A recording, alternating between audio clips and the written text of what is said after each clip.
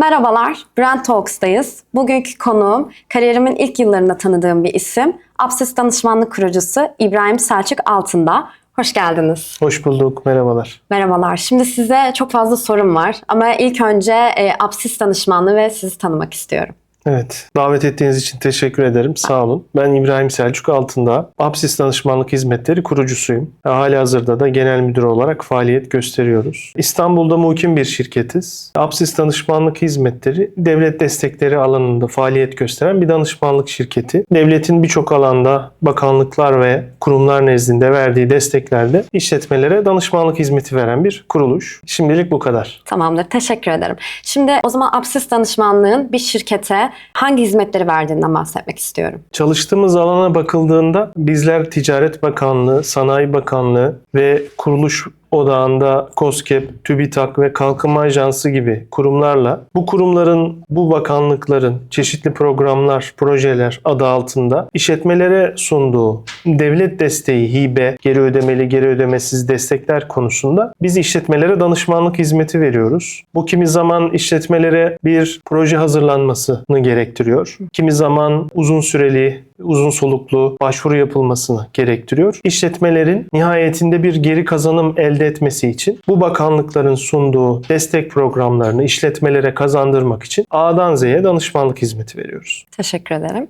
Genelde bütün şirketler belli bir ihtiyaçtan dolayı kuruluyor. Peki Apsis Danışmanlık hangi ihtiyaçtan dolayı kuruldu ve ne zaman ve nasıl böyle bir şirket kurmalıyım dediniz? Apsis Danışmanlık Hizmetleri 2019 yılında kuruldu. Yaklaşık 6,5 yıldır, bugün tarihi itibariyle 6,5 yıldır faaliyetlerine devam ediyor. Bu şirketi kurmamızdaki temel sahik, temel dürtü, devletin sunduğu desteklere işletmelerin tam olarak erişemiyor olması. Ben aynı zamanda hukukçu kimliğimle ve aynı zamanda işletmelerin işletme modelini çözmüş, yerinde görmüş, tecrübe etmiş biri olarak işletmelerin sahip olduğu organizasyonda bu destekleri alabilecek yapıda olamadığını, bu yetkinliğe sahip olamadığını gördüğümden böyle bir danışmanlık şirketi kurarsak işletmeler hem kamunun kendisine sağladığı fonlardan yararlanır hem de kamu fonlarını doğru yerlere aktararak amacını elde etmiş olur düşüncesiyle başladık. Özellikle hizmet ihracatı desteklerini burada söyleyebilirim. Bu anlamda şirketlere danışmanlık hizmeti vererek onların desteğe kavuşmasını sağlamak amacıyla kurguladık. Gördüğümüz boşluk şuydu: organizasyonların devlet desteğini alabilecek yetkinliğe sahip olmaması ya da bu desteği almak için çok fazla efor sarf etmeleriydi. Ancak biz onların üstündeki yükü alarak hem desteğe kavuşmalarını kolaylaştırdık, sağladık. Hem de bu anlamda piyasada A'dan Z'ye danışmanlık hizmeti veren bir danışmanlık modeli geliştirmiş olduk. Peki şimdi aynı zamanda birçok şirketin kuruluşuna şahitlik ediyorsunuz. Bazıları başarılı oluyor, bazıları başarısız oluyor. Birazcık aslında bu süreçle birlikte markalaşma kısmına gelmek istiyorum. Çünkü aslında her şirket markalaşmaya da ihtiyaç duyuyor. Peki bir markanın sizce başarılı olması için neye ihtiyaçları var ve bu nasıl oluyor? Bu soru için teşekkür ederim. Güzel bir soru. Bizler de sadece firmalara finansman desteği kazandırma amaçlı çalışmıyoruz. Onlara sürdürülebilir bir ticaret için, sürdürülebilir bir işletme için neler katabiliriz, katma değerimiz neler olabilir? Her zaman bunlara odaklanmaya çalışıyoruz. Bu odak içerisinde markalaşan firmalar her zaman başarıya ulaşıyorlar. Net bir biçimde, mutlak bir doğrudan bahsetmemiz gerekirse bir firma markalaştığı ölçüde başarıya ulaşabiliyor. Ama bu markalaşma hikayesinde nasıl bir yolculuk tercih ediyor? Hangi metotları tercih ediyor? Bunlar çok önemli. Nihayetinde markalaşmak bir finansman kası gerektiriyor. Finansman kası markalaşma sonucu da doğurabiliyor. Biz burada kendimize şöyle bir görev oluşturduk. Biz işletmeye yapacağı çeşitli harcamalarda finansman desteği sağlayalım ki firma markalaşma yolculuğunda yapacağı harcamaların bir kısmını devletten geri alabilsin, geri kazanım elde edebilsin. Şahane. Bu sayede başarılı olma mümkün diyebiliriz. Sözünüzü mutlak anlamda markalaşma başarı getirir. Başarılı olanların hepsi markalaştığı için başarılı olmuştur. markalaşma yolculuğundaki finansman ihtiyacı devletin sunduğu desteklerle mümkün olabilir. Çok güzel özetlediniz. Peki, genelde her markayı da başarılı olarak görmüyoruz. Yani markalaşma konusunda her şirkette başarılı olamıyor. Bu noktada sizin birçok tecrübeniz var, birçok şirketi görüyorsunuz. Sizin gözlemlerinize dayanarak markalaşmada farklılaşma neden önemli ve bu nasıl sağlanılabilir? Aslında ben markalaşmanın üstadı değilim. Nihayetinde markalaşma hakkında konuşmaktan ziyade bunun işime bakan yönlerini daha net bir şekilde ifade edebilirim. En doğrusu da bu olacaktır. Maalesef Türkiye'de bir marka çıkaramıyoruz. Dünya markası çıkaramıyoruz desek daha doğru olur. Dünya markası birçok ürün üretimini belki Türkiye'de yapıyor. Fason olarak tabir ettiğimiz şekilde birçok üretim yaptırıyor ama baktığımızda Türkiye'den bir marka çıkamadığını görüyoruz. Ya da yeni yeni çıkmaya başladığını ve henüz yolun başında olduğunu görüyoruz. Bunu temel sebepleri elbette tartışılır. Ancak temel sebeplerinden bir tanesi markalaşma yolculuğunda izlenen adımların tam olarak yerine getirilmemesi diyebiliriz. Devlet açısından bakıldığında devlet bunlara destek veriyor. Çok Örneğin marka ve Turkualti destek programına baktığımızda yurt dışında yapılan tanıtımlar destekleniyor. Bu programa girmeseniz bile yurt dışında bir marka tescili yaptırdığınız ülkede bir tanıtım yaptığınızda bunlar destekleniyor. Birçok destek programında tanıtım unsurları destek kapsamına alınabilen kalemlerdir. Dolayısıyla aslında devlet elinden geleni yapmaya çalışıyor. Ancak firmaların burada işletme modelini kurgularken markalaşmayı bir yolculuk olarak görüp bu yolculukta adımları tek tek takip edip bir noktaya ulaştırması gerekiyor. Ulaştığı noktaya kümülatif bir ilerlemeyle ulaşması gerekiyor. Aksi takdirde dünya markası çıkmaması çok normal. Yani hep aynı şeyleri yapıp hep farklı sonuçlar beklemek nasıl normal olmadığı gibi markalaşma yolculuğunuz yoksa markada yok demektir sonucu oluyor. Evet, çok teşekkür ederim. Şimdi iş dünyasında birazcık da sosyal medyanın buradaki önemine odaklanacağız. Çünkü markalaşmak veya bir şirketin görünür olması artık dijital bir dünyadan sağlanılıyor. Sosyal medya sizce iş alanında, iş dünyasında ne kadar önemli? Bir önceki soruyla bağlantılı olarak söyleyeceğim. Eğer firmanın konumlandırmasında sosyal medya iyi bir noktadaysa o firma için sosyal medya elbette çok önemli. Kendi faaliyet alanımız açısından baktığımızda sosyal medyada verilen reklamlar, sosyal medya çalışmaları devlet tarafından da desteklenen bir destek kalemi. Ancak konumlandırma olmadan, bu finansal fizibilite yapılmadan sadece sosyal medya destekleniyor diye sosyal medyada olmak doğru bir yaklaşım değil bence. Sosyal medya var diye sosyal medyada olmak biraz komşumuz onu yaptığı için biz de yapıyoruz anlamı taşıyor. Dolayısıyla burada doğru yerden ilham almak gerekiyor. Gelişi güzel yapmamak gerekiyor aslında. Kesinlikle öyle.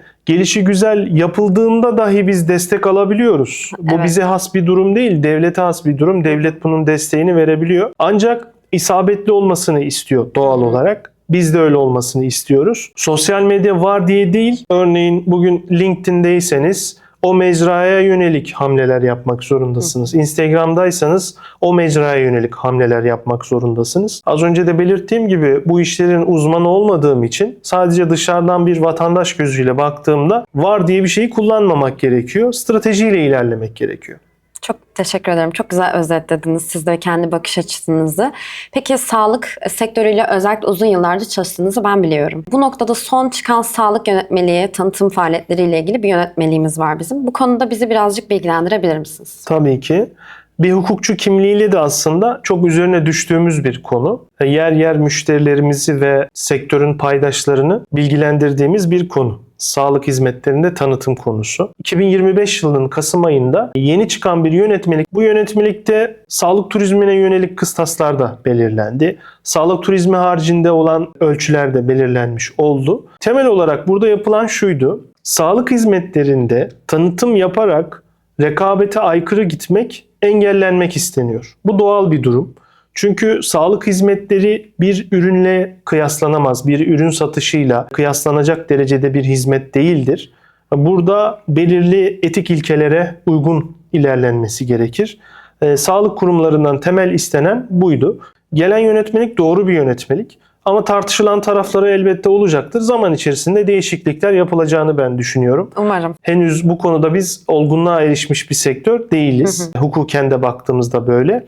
O açıdan zaman içerisinde değişiklik gösterecektir. Bu değişikliğe göre firmaların proaktif davranarak kendisine ne düşüyor, ne yapması gerekiyor, buna dikkatle bakmasını önemli söylüyorum, altını çiziyorum, vurguluyorum. Çünkü mesele sadece sağlıkta tanıtım yönetmeliği değil, o yönetmeliğin müeyyideleri ve Ticaret Bakanlığı'nın aslında rekabete aykırı gidilen durumlarda düzenlediği idari para cezaları. Bu ciddi anlamda firmalara finansal yük getiriyor. Bir firma yurt dışına ayda 1 milyon TL reklam verirken bile zorlanırken birden 1 milyon TL'ye bir ceza ile karşılaşması ciddi anlamda onları geriye doğru götüren bir unsur diyebilirim. Evet, bizi de tanıtım faaliyetleri olarak birazcık açıkçası kısıtlayan bir yönetmelik. Çünkü seçtiğimiz kelimeye bile dikkat etmemiz gerekiyor bazen. Sizin bu noktada hani dikkat edilmesi gerekenler şunlar deyip kısa bir örnek verebilirseniz çok memnun olurum. Tabii bir kere söylediğinizden hareketle reklamları sadece veren değil, reklam verilmesinin, tanıtım yapılmasının